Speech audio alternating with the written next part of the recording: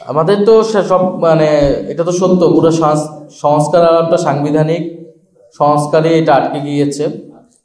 কিন্তু দেশের যে সামগ্রিক ব্যবস্থার পরিবর্তন, অর্থনীতি, শিক্ষা, স্বাস্থ্য এবং এবং এই কমিশনগুলো করা হয়েছিল যেগুলো জনকল্যাণমুখী, এই কমিশনগুলো নিয়ে কোনো আলোচনাই নেই। রাজনৈতিক দলগুলো শুধু সংবিধান, নির্বাচন, যেগুলো তাদের সাথে সংশ্লিষ্ট, ক্ষমতা কাঠামোর সাথে সংশ্লিষ্ট, সেগুলোতেই ফোকাস করেছে এবং আমরাও বাধ্য হয়ে সেই আলোচনাতে প্রবেশ করেছি।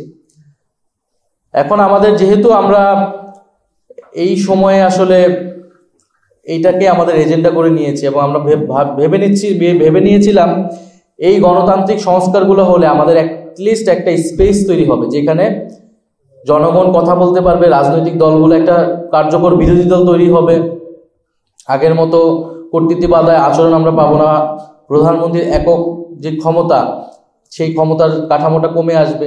ফলে আমাদের যে ভবিষ্যৎ বাংলাদেশ বিনির্মাণের লড়াইটা, সংগ্রামটা, সেটা আমরা চালিয়ে নিতে পারবো। আর যত নির্বাচন যত ঘনিয়ে আসবে, রাজনৈতিক অনৈক্য তত তৈরি হবে, দ্বন্দ্ব প্রতিযোগিতা তৈরি হবে। তবে আমরা এটা বিশ্বাস করি যে আওয়ামী লীগ প্রশ্নে, বাংলাদেশের স্বাধীনতার সার্বভৌমত্ব এবং ফ্যাসিবাদ বিরোধিতার প্রশ্নে আমাদের সেই ন্যূনতম জাতীয় ঐক্য এখনো আছে। তবে সেই জায়গায় আমরাও সেই জায়গায় সবার অগ্রগামী হিসেবে আছি। আওয়ামী লীগ প্রশ্নে আমাদের ঐক্যবদ্ধ থাকতে হবে, কারণ নির্বাচনকে ভণ্ডুল করার সমস্ত ধরনের ষড়যন্ত্র আওয়ামী লীগের জায়গা থেকে কিন্তু করা হবে। এটা বিভিন্ন জায়গা থেকে আমরা এসে ইঙ্গিত দিচ্ছি।